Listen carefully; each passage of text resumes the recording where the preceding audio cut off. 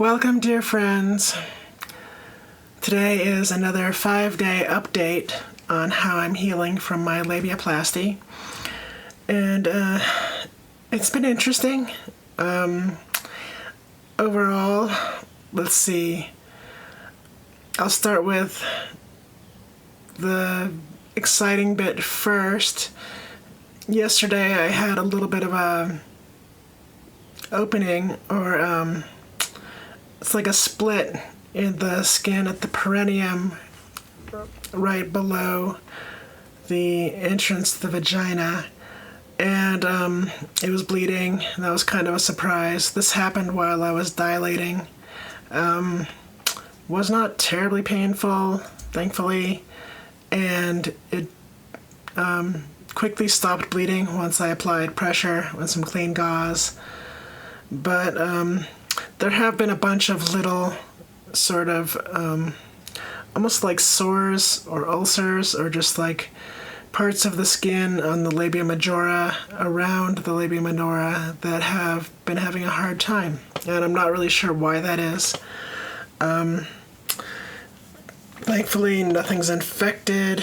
I was recently on some antibiotics to make sure of that, which has been discontinued. I've completed the dosage, and still keeping in touch with the doctors just to make sure everything's okay. So far, it seems to be. I worked a bunch of days recently, and it still is difficult to work and heal at the same time. Trying to catch up on my sleep. Now that I have a few days off and had a bunch more drama with my medical insurance, so that's been difficult. The labia minora itself has been changing shape a little bit, mostly shrinking, becoming a little bit uneven in some spots, like around the lower portion of it. It sticks together very well, so in a sense it's doing its job that way. I'm just having to get used to that, and just trying to have patience with it. There's not, except for the sores, there's not a lot of pain anymore, thankfully. I haven't needed to take ibuprofen in a while. Still am taking some gabapentin just for good measure. So, I just don't want any more pain, and gabapentin seems to be pretty mellow in terms of how it impacts the body. So that's good.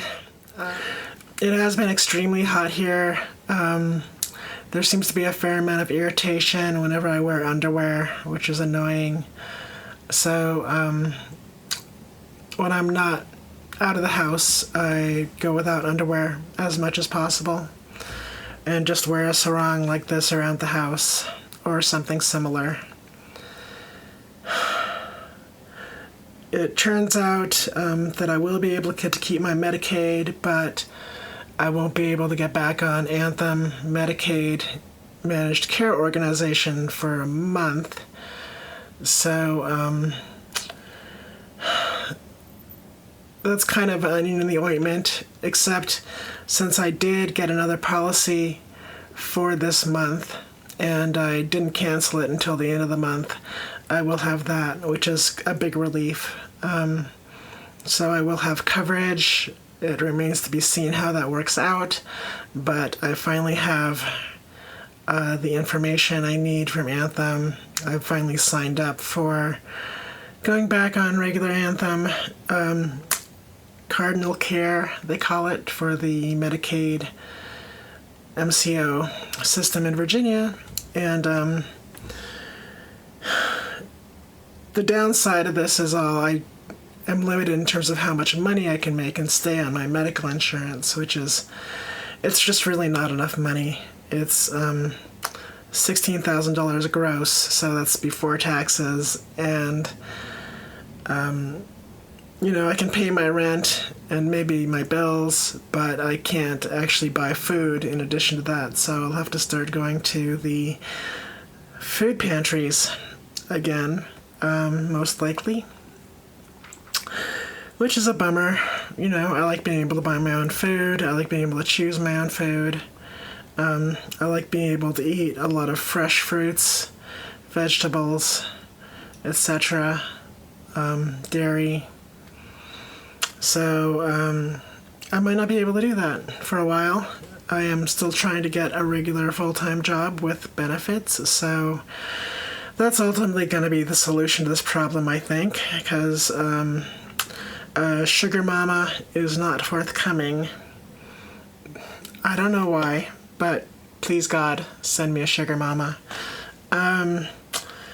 Anyway, or sugar daddy, I'm flexible, but at least things are going okay. I'm surviving, I'm getting through it. It's, as I said in my last video, it's a marathon of healing, and it really is. We'll see how it continues to heal. The doctor had said previously that he had adjusted the opening for the vagina to be perfectly in line, but, what he was doing was, as I've discovered, it's perfectly in line for the vagina when I'm on my back and the front part of the vagina, because the vagina actually isn't straight. It kind of curves around my pubic bone. So in other positions, it's rather difficult, and I'm going to have to work that out with him or see what we can do about that, because that is troubling. And a full insertion, it just doesn't work that well. So, I guess there's a reason most women don't have this huge ass perineum that I do, because it's not a very good straight shot through the pelvis. I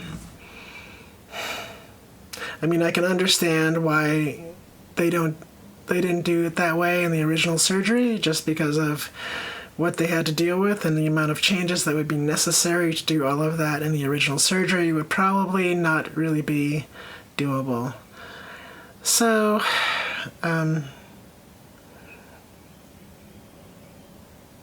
that is what it is, and we just have to figure out how to work with it from now on. Anyway, I have been very happy that, despite all of this, I am in routine connection with the head nurse of gender care at University of Virginia, and she's been very helpful, really professional and nice, and that's been a good experience. And maybe the surgeon is great. I just wish she had talked to me more about some of the healing processes and possible downsides beforehand. I think once I'm all done with all of these surgeries, I will have to do reviews of all the doctors I've had, because, they've actually been really good. Dr. Black and Dr. Oyer were both really fantastic. And I had a really good experience overall with Dr. De Niro too, even if maybe he was not quite as good as communicating with that. He seems like he's just a little bit nerdier, but he's a really good guy, and actually, and as it turns out, quite a good doctor too. So, that's just the great thing about UVA, is they have very, very high standards for everybody who's there. There's nobody that sucks, as far as I can tell. So, with that, may you have a beautiful summer with the beautiful summer beach body that you have. No matter what it looks like, it's a beach body. Every body is a bikini body if you put a bikini on it. It's a rule.